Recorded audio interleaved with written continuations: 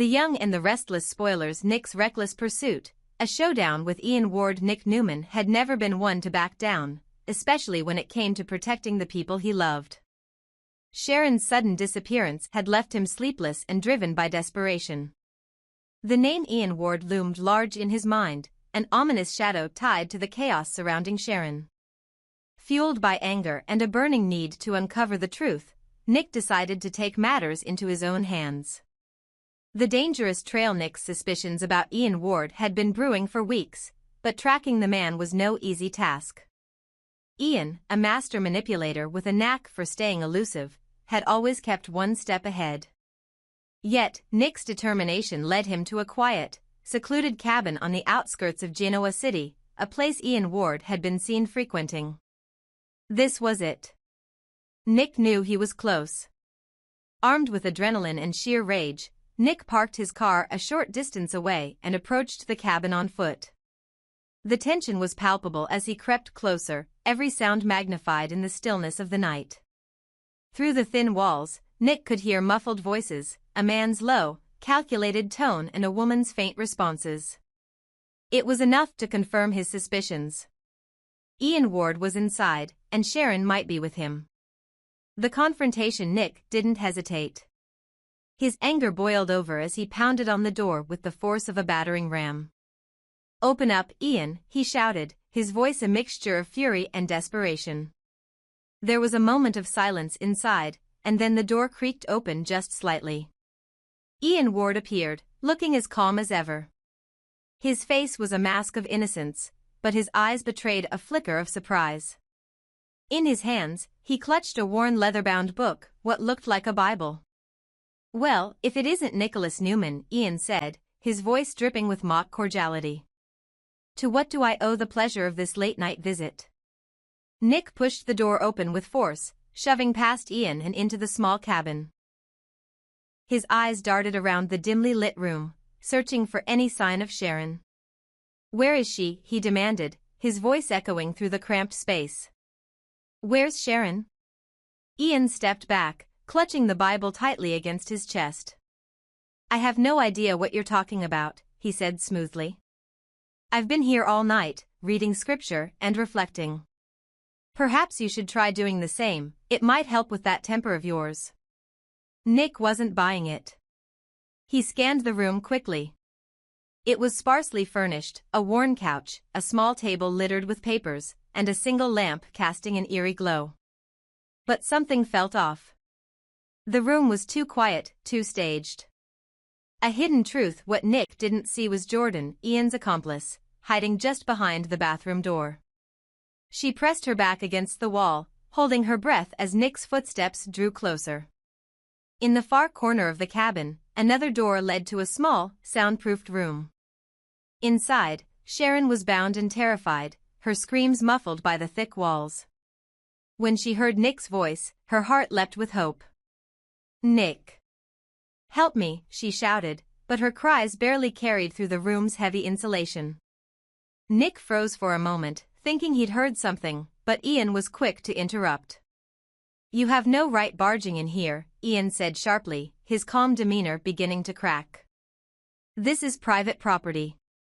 If you don't leave immediately, I'll have no choice but to call the authorities." Nick turned to face him, his jaw clenched. "Call them," he spat. "Let's see what they think when I tell them you've kidnapped Sharon." Ian laughed, a cold, hollow sound. "Nick, you've been watching too many movies. There's no Sharon here. You're grasping at straws." But Nick wasn't convinced. He moved to open the door to the bathroom, but Ian quickly stepped in front of him. "That's enough." Ian snapped. "You're trespassing, and if you don't leave now, I'll make sure you regret it." Nick shoved Ian aside, his patience wearing thin. The sound of Sharon's faint cries echoed again, this time louder, and Nick's eyes darted toward the far door. He moved toward it, but Ian grabbed his arm. "You're making a mistake, Nick," Ian warned, his voice low and threatening. "Turn around and walk away while you still can." The turning point. Nick yanked his arm free and glared at Ian, the tension between them crackling like a live wire. If Sharon's here, I'm not leaving without her, Nick said firmly. And if you've done anything to hurt her, I'll make you pay. The two men stood face to face, the air thick with hostility. Ian, always the manipulator, played his next card carefully. Go ahead, search all you want, he said, stepping back with a smirk. You won't find anything. And when you realize you're wrong, I'll be the one pressing charges. Nick hesitated for a moment, his instincts warring with the doubt Ian was trying to sow. He knew he had to act fast, Sharon's life depended on it. This is a pivotal moment, setting the stage for further developments. Would Nick manage to find Sharon in time? Would Ian's manipulative tactics prevail, or would Nick's relentless determination expose the truth? This high-stakes confrontation leaves everything hanging in the balance, promising even more explosive revelations ahead. Let me know if you'd like me to expand further or add additional twists. The hidden chamber of secrets inside the dimly lit cabin, the tension was escalating by the second. Nick's unrelenting search for Sharon had thrown Ian Ward and his accomplice, Jordan, into a state of barely concealed panic. The muffled cries from the soundproofed basement were growing more frantic, Sharon's voice a desperate plea for help. Nick paused momentarily, straining to hear the faint sounds. Something wasn't right. The air in the cabin felt charged, and despite Ian's calm facade, there was a flicker of fear in his eyes. That was enough to fuel Nick's determination further. I'm not leaving until I've searched every inch of this place, Nick declared, his voice steady but filled with fury. Ian, still clutching his Bible, took a measured step closer to Nick, his expression shifting to one of false indignation. You have no legal authority here, he said firmly. This is my home. If you don't leave, I'll make that call to the police right now. But Nick wasn't buying Ian's bluff. Call them. Nick snapped, his gaze locked on Ian's. Go ahead. Let's see what they say when I tell them about the screams I just heard. Ian's lips tightened into a thin line. Behind him, Jordan remained hidden in the bathroom, her breathing shallow and her heart pounding. She knew Nick was dangerously close to uncovering their secret. If he kicked down the bathroom door, she would have no way to explain her presence. Worse, if Nick found the entrance to the hidden basement, everything they'd worked so hard to conceal would be exposed. Ian had warned her about this. If anyone discovered the truth, the only solution would be to eliminate the threat permanently. Nick's relentless search. Nick began to move methodically through the cabin, his sharp eyes scanning every corner. He threw open drawers, kicked aside furniture, and tore through Ian's neatly arranged belongings. His frustration was mounting, but so was his determination. Ian watched him silently, his fingers drumming against the Bible in a calculated display of patience. You won't find anything, Ian said, his voice calm but laced with menace. This is a waste of time, Nick. Sharon isn't here. You're grasping at ghosts. Nick ignored him.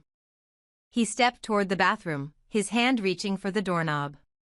Inside, Jordan pressed herself against the wall, her body trembling as she gripped the edge of the sink for support. She knew what would happen if Nick discovered her. Ian's plan was clear, no witnesses, no survivors. Nick hesitated for a moment. He could feel the tension in the air, the unspoken threat emanating from Ian. His instincts screamed that there was more to this place than met the eye, but the bathroom didn't seem like the logical hiding spot for Sharon. The silent prison below down in the soundproofed basement, Sharon was growing hoarse from screaming. The ropes binding her wrists and ankles bit into her skin, but she refused to stop fighting.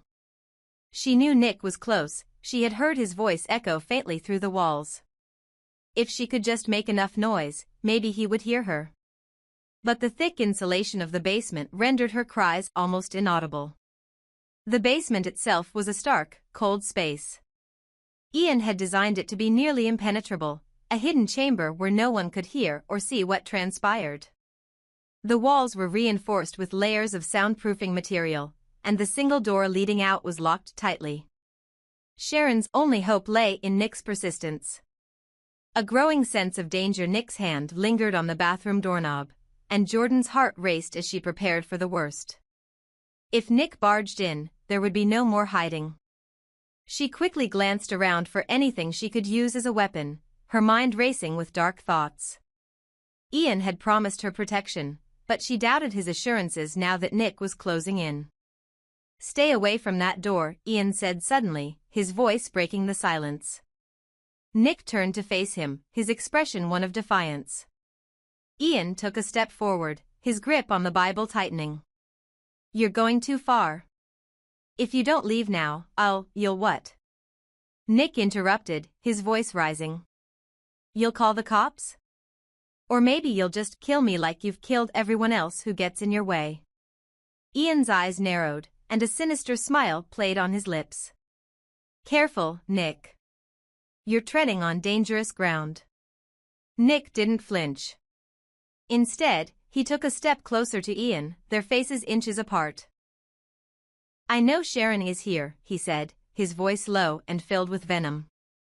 "And I swear to God, I will tear this place apart until I find her."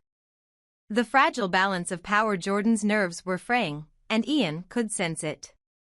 He shot her a quick glance through the partially open bathroom door, silently warning her to stay put. But he knew they couldn't hold out much longer. Nick was too close, and the risk of discovery was growing by the second.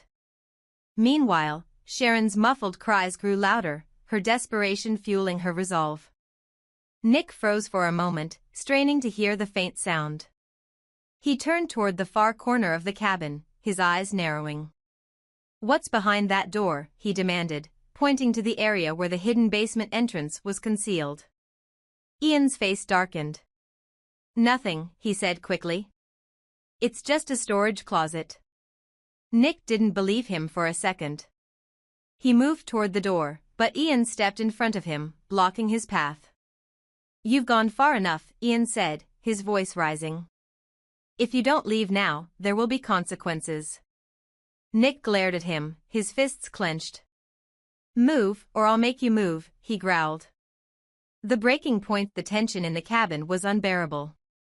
Nick was seconds away from uncovering the truth, but Ian and Jordan were equally prepared to go to any lengths to protect their secret. The stage was set for a confrontation that could change everything, with lives hanging in the balance. Would Nick find Sharon in time? Or would Ian and Jordan's desperation lead to even more dangerous consequences?